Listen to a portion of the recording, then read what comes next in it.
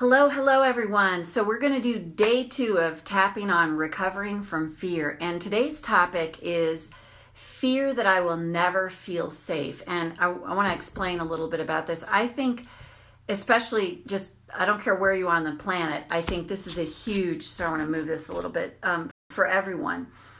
When we as children don't feel safe in our home, and it doesn't have to be like there's massive abuse or anything like that going on, but if you don't get your voice as a kid in your home, or like, I'll give you something to cry about, or, if you get, it can be as innocuous as this. If you're a little kid and you feel cold and you go and you say, hey, mommy, can you turn the heat up? I'm cold. And she's like, I just turned the heat up. How could you possibly be cold? That kind of thing can throw you into self-doubt and also fear. Like, well, I can't trust myself. And if you think about it this way, if you don't feel like you can trust yourself, like trust yourself to manage your emotions, trust yourself to manage yourself in the world, you're going to feel fear and you're not going to feel safe. So think about all the ways, like I know in my home, my father had PTSD, and I'm not kidding when I say he used to rip doors off hinges and flip our dining room table over. So he never actually hit us, but I witnessed a lot of violence. And then I'd go from our home to the Catholic school that I went to, where the chance that you would get hit could show up. So I grew up, hey Jean, I grew up feeling profoundly unsafe.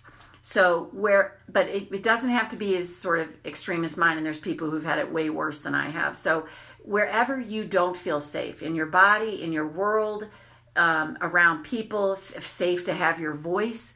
So call to mind right now, like, where in your life do you not feel safe? And if you have anxiety in any way, if you find that you get anxious, usually fear is a major culprit behind that, because you're just not feeling grounded in yourself or safe. So let's just do some tapping. Karate chop. Even though I don't feel safe, I have so much fear that I live with day to day. Doesn't always show up the way I think it does. But I live with unease. I'm uneasy a lot. I don't feel safe. I choose to acknowledge I feel this way. Even though I have a lot of fear around safety, I just don't feel safe. Not 24/7. Well, maybe. I just acknowledge I don't feel safe. I accept myself and my feelings now. Even though feeling safe, I hunger for that. I long for that. It doesn't show up all the time. But in my quieter moments, I feel uneasy. I don't feel safe. I accept myself and my feelings now. This fear that I'm not safe. I read the news and I feel so much fear. I see the news and it elevates my fear. I witness man's inhumanity to man. Man's inhumanity to animals. There are so many triggers in the world that stir up fear in me of not feeling safe. I learned a long time ago as a little kid to be cautious, to hang on to my fear, to unconsciously wear my fear as a badge. I was actually taught to be afraid, to not feel safe, to edit my behavior around others just to try and feel safe, to not expose who I really am to certain people, because that's not safe. I literally learned to train myself after they trained me to feel a lot of fear around not feeling safe. And I'm just calling this up right now because it's exhausting. And I get so sick and tired of feeling unsafe with my money, unsafe with other people, unsafe about my health, unsafe about so many things. And I'm just honoring all of this. And I'm totally open to healing it now. And what if the best thing I can do for myself and for the planet is to just keep tuning into myself? And when I notice this fear surfaces around not feeling safe,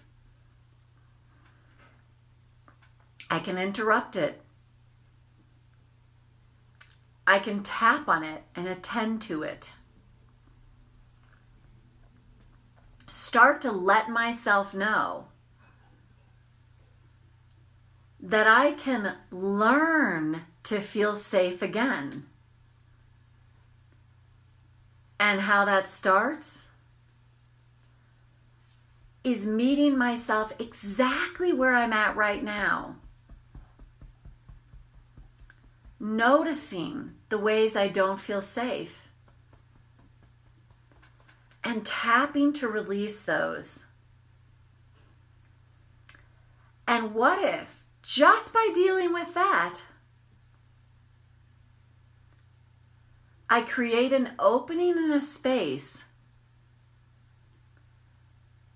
for that part of me within me that knows I'm safe, that knows that I'm okay, that actually knows all is well.